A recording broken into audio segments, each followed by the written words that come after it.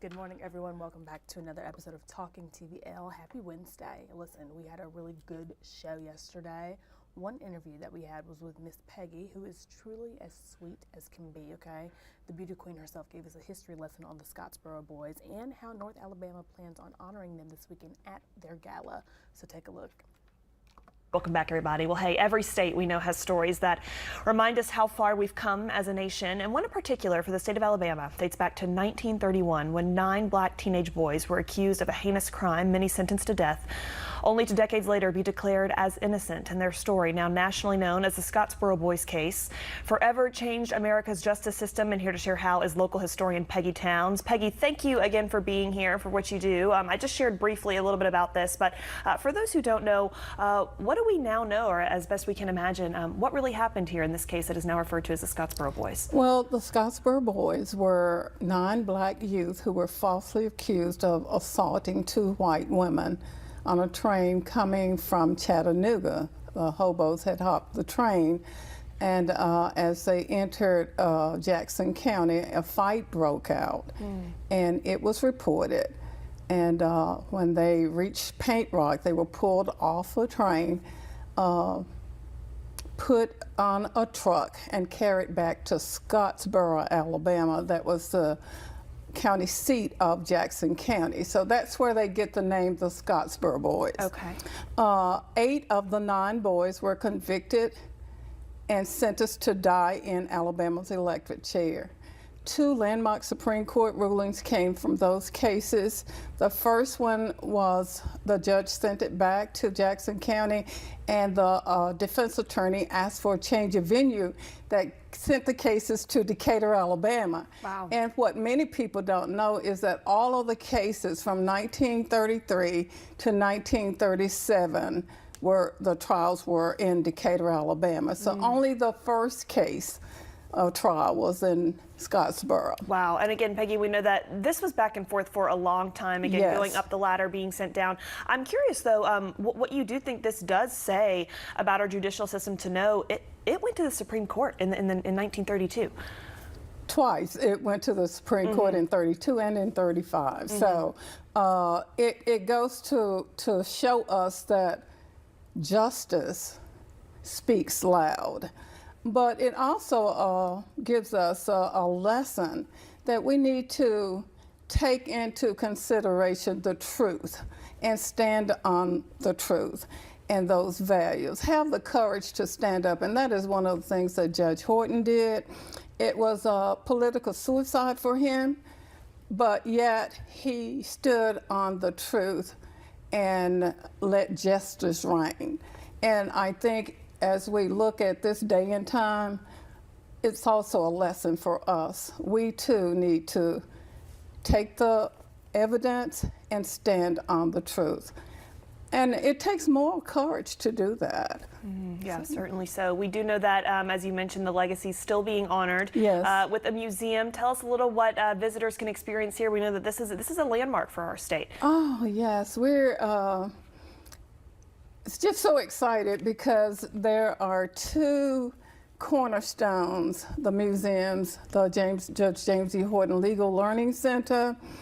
It will preserve the history of Judge Horton, but it will also provide programs for the public as well as children of all ages that will educate them on courage, standing for truth, and equality. And the Scottsboro Boys Civil Rights Museum, it will provide us with civil rights cases, not just the Scottsboro Boys case, but other civil rights cases as well.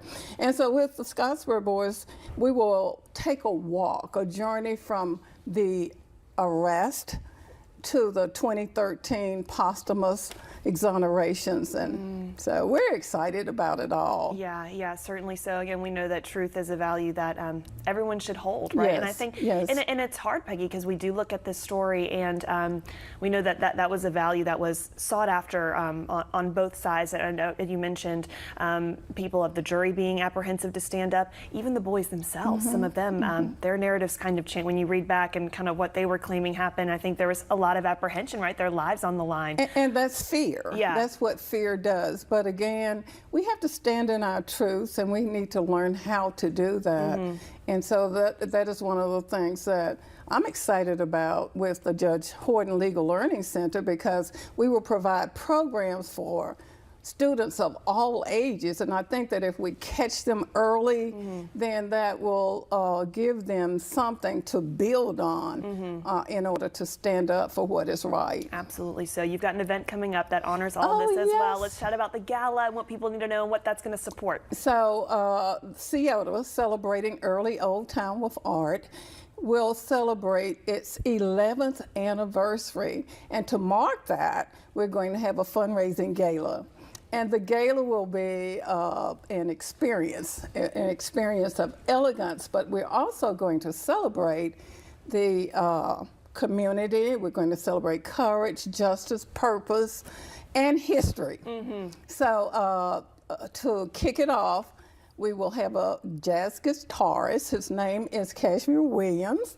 But our keynote speaker, and I'm so excited, is Dr. Tani Stewart, and she is not only an actress, but she's an educator, and she was a 2015 White House Champion of Change recipient. Wow. So you might know her in movies like the Mississippi Burning, Mama Flora's Family. She was also in Heat of the Night and Touched by an Angel. So we're excited about that. As you should be. Peggy, this is phenomenal. Huge congratulations to you and your team and all that you do, certainly not only at the museum, but also at this wonderful event. Again, we'll stress this is going to be happening here in our area November 13th, and Decatur specifically. You can get your tickets there at the link that you'll see. We'll have it on tvliving.com as well. Peggy, thank you again so much. Have fun on the 13th. We wish you all the best. Thank you. I just realized I misspoke. The gala is next week on November 13th, so mark your calendars for that and do make plans to attend. They put on such a great gala every year, so we're excited about this one 1,000%. But let's talk about what's happening today on TVL. First up, we've got a representative from Huntsville Museum of Art by the name of Michael Greca, who happens to be the photographer of their brand new Days of Punk exhibit happening at their museum coming up this weekend. So make sure that you tune in today to see some of his artwork in person and hear about details about their exhibit happening this weekend. Also, we've got Bank Independent coming on.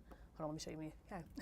Bank Independent coming on about talking about their toy share that's happening this coming holiday season. Find out how you can donate your toys today on TVL. Then we're going to end the show with Piper and Leaf.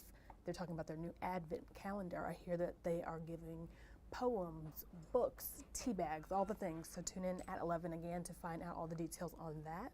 And that's it, good people. That's all I've got for you. Thank you for joining me today on Talking TVL. We'll do this again tomorrow at 10 a.m.